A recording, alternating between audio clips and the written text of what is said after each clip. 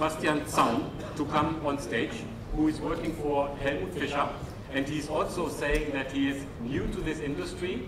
Manfred Heller was talking about the next generation, and maybe he's the real next generation when it comes to edge. And you are also talking about authentication of gold bullions and coins. And Sebastian, stage is yours.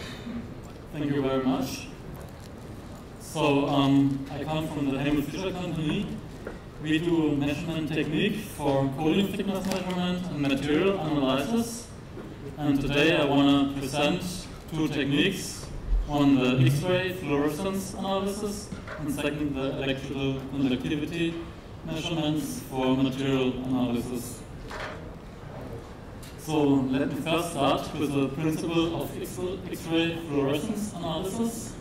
You see here a schematic view, how it works. So we produce primary X-rays in an X-ray tube, focus the X-rays on the sample, and in the sample the primary radiation kicks out an electron. Other electron is jumping back, and by jumping back, characteristic energy X-ray is emitted. This one we do detect, and now it's important that every electron in the every atom in the periodic system has a characteristic energy for this X-rays, and by this we can determine the concentration of the elements in the sample.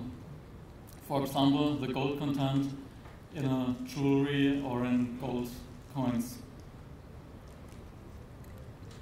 So you see here the latest version of our X-ray. So we're selling X-rays for gold measurements for 10 years now. This is the latest version, desktop size machine. It's easy to use, so you just have to position the sample under the video camera, press start, wait 30 seconds, and then you get the exact concentration of the elements. Advantage is that you have small measuring spots, long-term stability, and it's non-destructive. Here we have already a critical point. It's non-destructive, but the backdraw is that you only can measure the top surface of the sample, so only the top 8 micrometer. Now this means if you want to know what's going on inside the coin or gold bar, you still have to destroy it, to cut the gold bar, or maybe drill a hole in it, and then measure. And here we'll see in 2 slides how maybe electrical conductivity measurements can help at this point. One thing I want to mention is, well, this was new last year, that we have we provide calibration standards. And since last year, we also have a DAX certificate.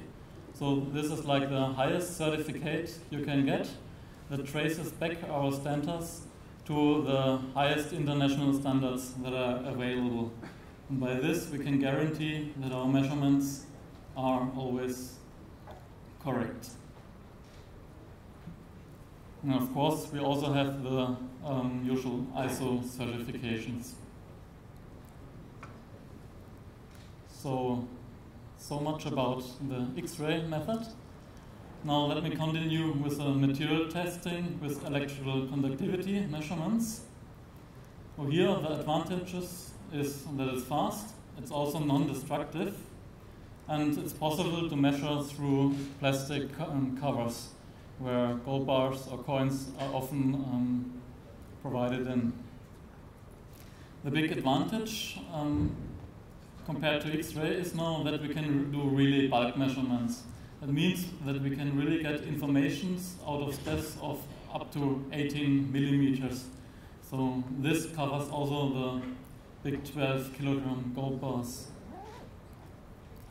For electrical conductivity, gold, you may know, has an electrical conductivity of 44 megasiemens per meter. But unfortunately, this is not unique for gold. There are other alloys, for example, copper alloys, that have the same electrical conductivity. So electrical conductivity is never a unique determination if a coin or a gold bar is a real or a counterfeit. You always need a second method, for example X-ray or density measurements. This can also be seen in this slide here. Here I've plotted density versus the electrical conductivity. And so you see on the upper right there's gold. And you easily see that, for example, there's a copper alloy that has the same electrical conductivity as gold. Also, you see if you go to the left from gold, you see tungsten that has the same density as gold, or nearly the same density. That's of course the reason why there are a lot of counterfeits, gold bars, where there's a tungsten core inside the gold bar. But by measuring both things, density and conductivity, you can uniquely define that it's a real gold bar. So how does it actually work? We call it phase-sensitive eddy current method. You see here the probe tip we put on the sample. In this probe tip there's a magnetic coil where we can provide an alternating electric current. This alternating electric current produces an alternating magnetic field which induces eddy currents inside the sample.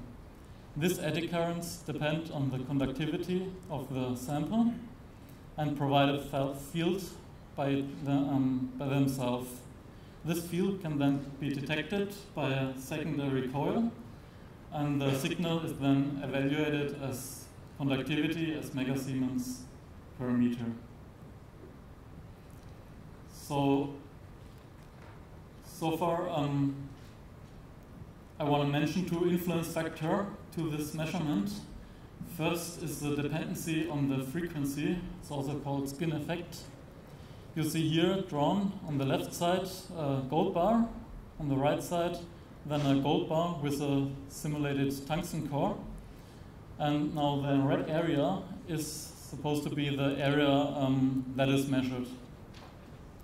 And that you see that by choosing different frequencies, the measured area is increasing. So with a high frequency, you have a low measured area. With a low frequency, you have a high measured area. And now the user has to use the frequency that is optimal for the sample, so for the thickness of the gold bar.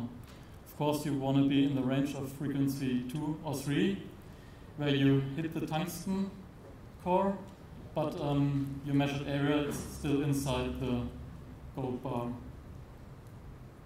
This, so if you do now measure gold bars, here we have the nice situation that we have nearly all the time fine gold bars with 100% gold, and that we know that the conductivity is supposed to be 44 megasiemens per meter.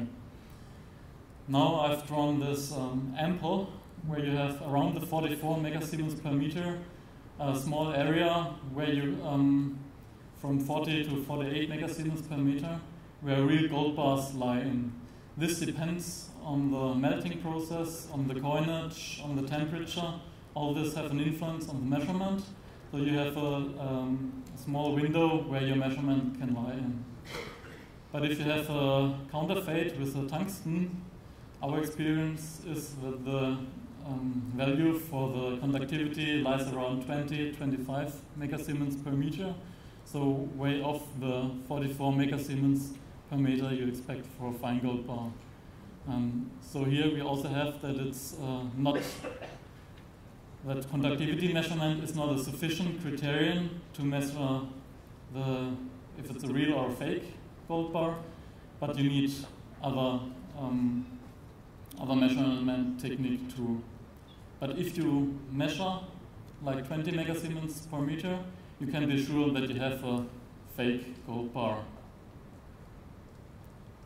The second influence factor I want to mention is that the penetration depth, so the measured area, also depends on the material itself, on the conductivity. So for gold bars, this was easy because we only have pure gold bars. if you look now at gold coins, you probably know that they can be made of a lot of materials. So usually a mixture out of gold, copper, silver, or maybe also niobium. And this changes the conductivity. We have now here a chart of some most used gold coins, but there's like a nearly infinite number of gold coins available. And so in practical work, it's often the case that you don't know maybe the conductivity value or the concentration. So here often only comparable measurements can be done. So if you have a coin where you know that's a real one, you can compare other coins to this value. Okay, with this, I want to thank you for your attention. Thank you.